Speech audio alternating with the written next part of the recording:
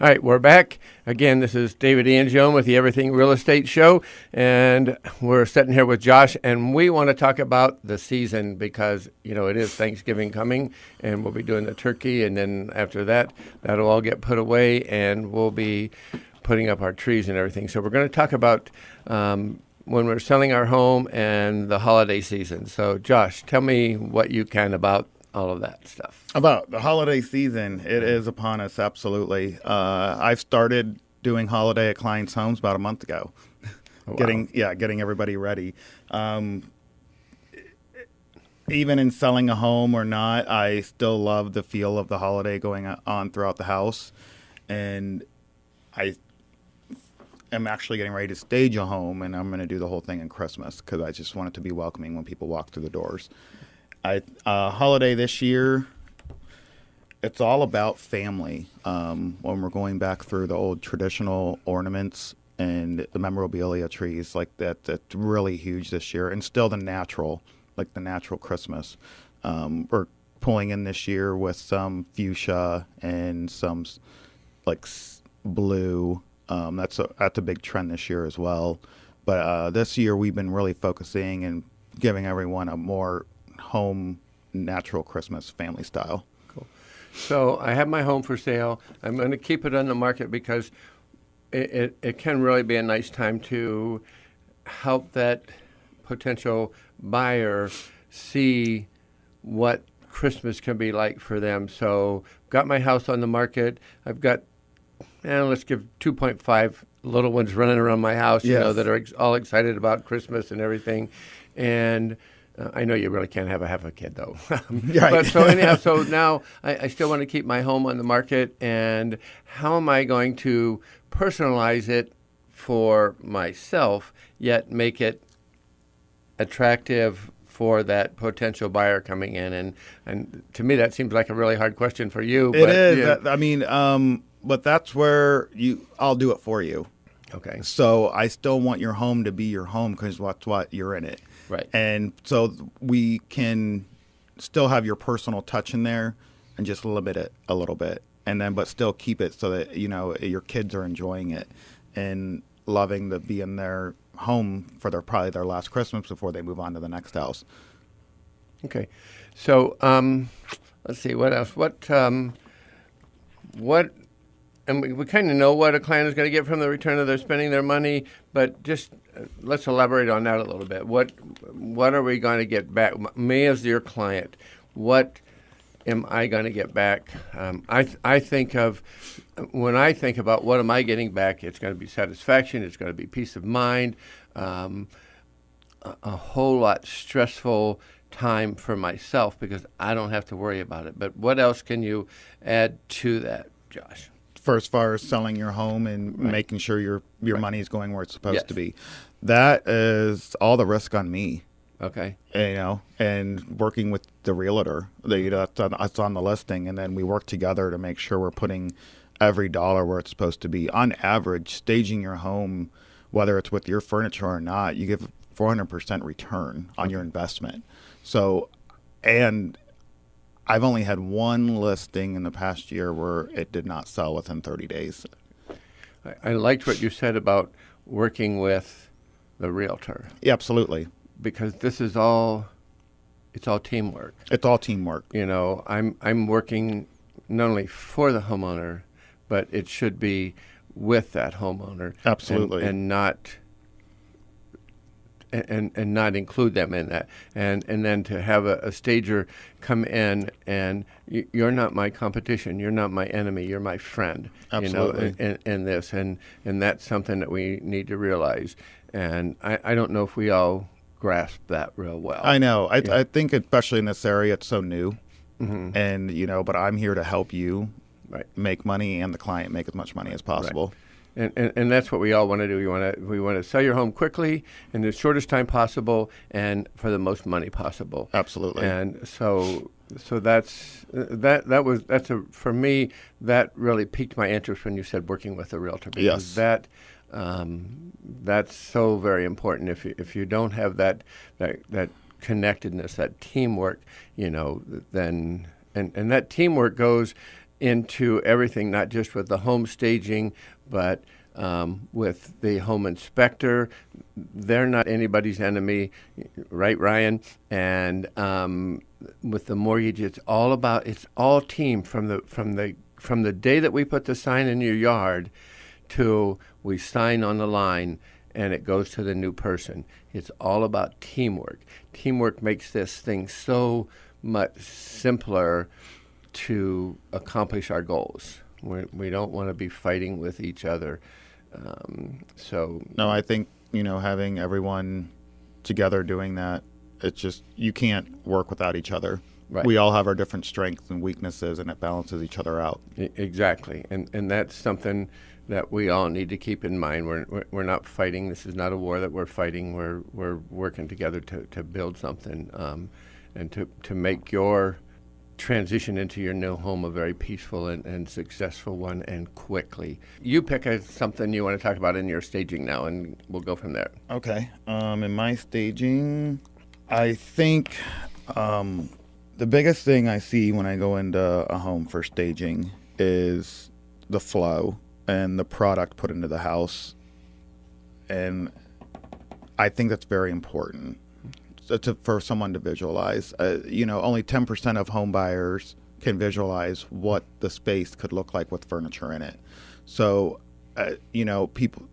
some people don't want to do the whole house, but in some cases, especially smaller homes, you walk into a tiny bedroom and you're like, I don't know what I'm going to do with it. Mm-hmm. But that's where I come in and I do that. And I make them come in there. They can fit a queen size bed. I had one bedroom I did, and I'm like, I don't think I can fit a king, mm-hmm. but I brought one just in case, and it fit with a dresser and nightstands. And I was like, all right, so in this 1,400 square foot home, you were able to have a big king size bed and be able to walk around it. Cool. So I think it's very important, on that, to make sure a lot of those smaller listings, to make sure that you stage them and show people what they can do. The first home I walked into that was staging, you're going to laugh at this one. Okay. Excuse me. I walk into the kitchen. There's a tea kettle on the stove, mm-hmm. a dish towel, or as my mom called them, tea towels. Tea towels. I don't know where the tea towel come from. I have no idea. From our tea, I guess. Yeah. So, and they were there, and there was kind of maybe a little bit of dish soap sitting on the sink, and dishcloth and all that. And that was the kitchen. That was the staging for the kitchen.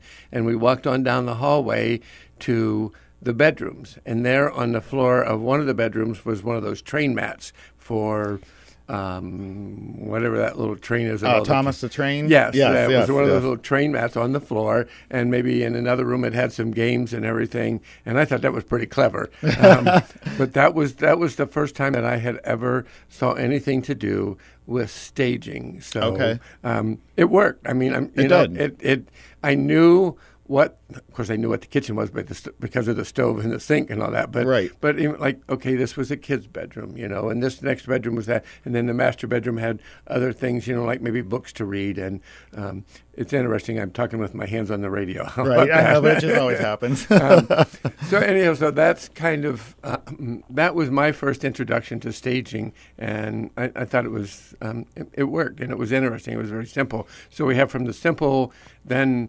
I'm hearing you about replacing floors and stuff, that, and I'm like, okay, I can see my cellar just falling over when you say we need to replace your carpet with bamboo or hardwood or, But so I know that's like some people are like, I don't want to. I've had a few clients. They call me and they like, I want to stage my house, and I tell some of them I'm like, you don't. I was like, I'd rather take that money and replace the flooring, because that's what's going to sell it, not the furniture in there. So that's all depends on the house. I mean, just simple things is updating the floor, and then that's when I talk with the realtor.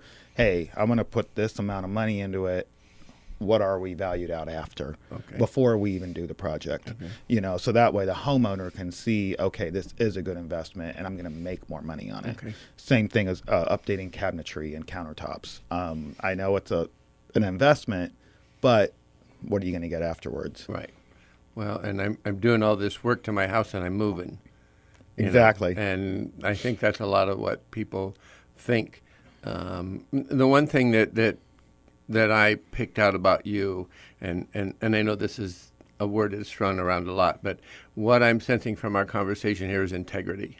Absolutely. Because you said, I'm not going to stage the house. You need to replace the floor. Yes. Okay, so. Even if they're not hiring me to do it, I want them to make the right investment. Right. Well, and to me, that's important because I need to know that, when I send you to talk to my seller, they're going to get somebody that's not just putting money in their pocket. Absolutely. This is how we eat. It is.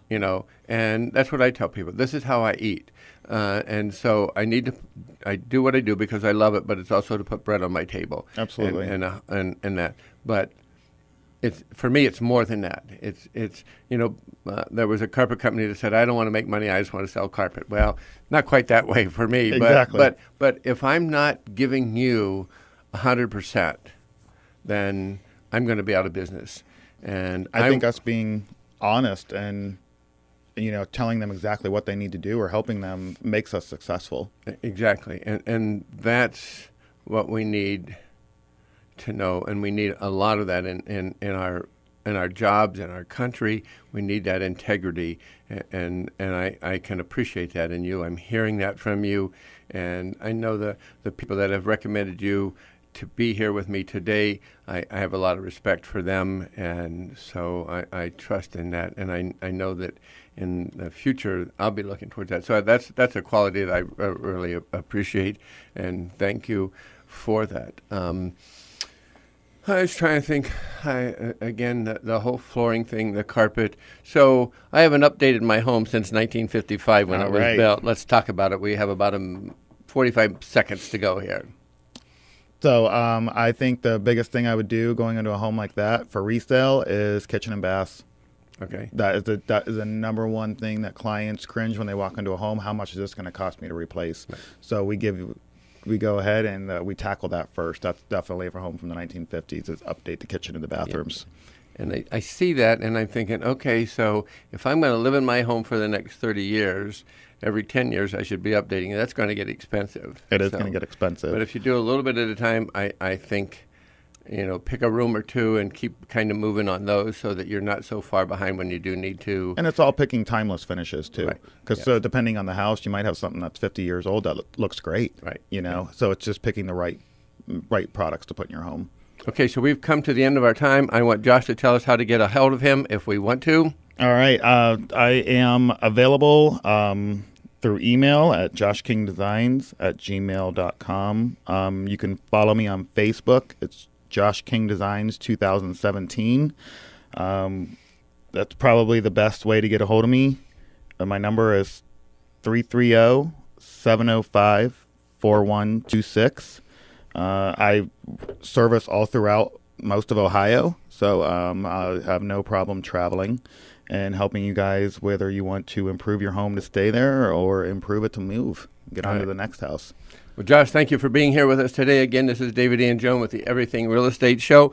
I'm looking forward to hearing your questions. You can email them to me at david@davidngione.com. Ngione is spelled Angione. Whether you have questions for myself, for Josh, for Stephanie, for Ryan, send us your questions. We'll get you an answer, and we will also answer them on the radio. So thank you for being with us, and we look to seeing you again next week. Thank you very much.